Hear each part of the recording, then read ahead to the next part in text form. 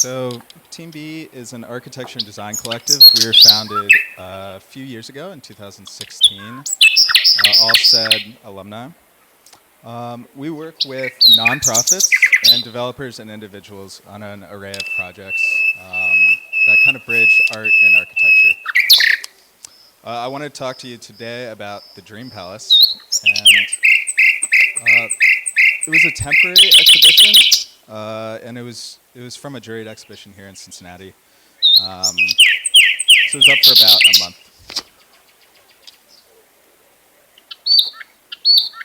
But first, I wanted to ask a serious question for everyone here.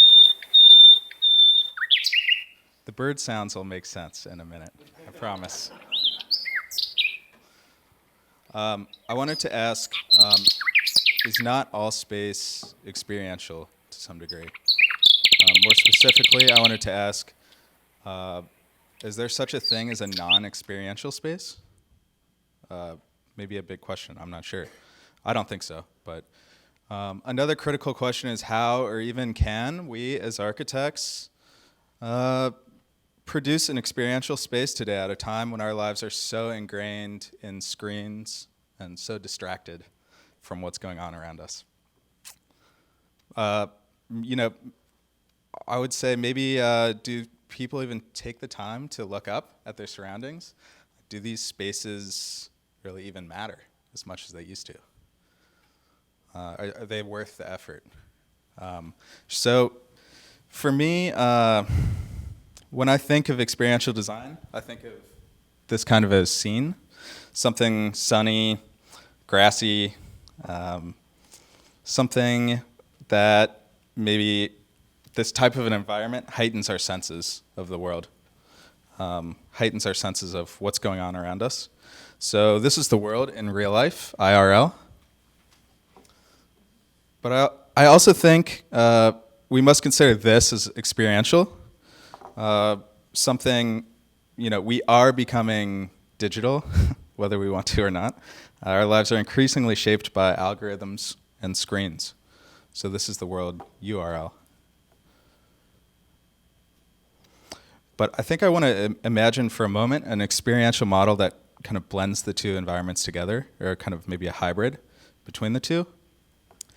And this is maybe the best example that I can figure out. I'm not quite sure what this model looks like yet, but I think it's maybe combining the functionality of a paperclip with the camaraderie and usefulness of Microsoft's Clippy. So I need a space that is both real and imaginary.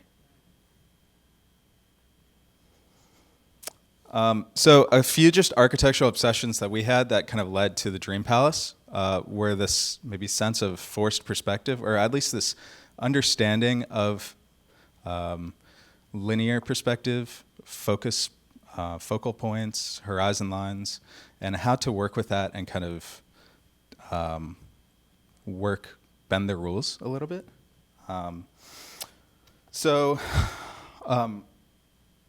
About 70 years after linear perspective was kind of experimented with and worked through, we get spaces like this. This is Bramante, and he's constructing an image of kind of a grand space. So axially, when you look at it, it looks like a pretty impressive space. But due to maybe density requirements or space constraints,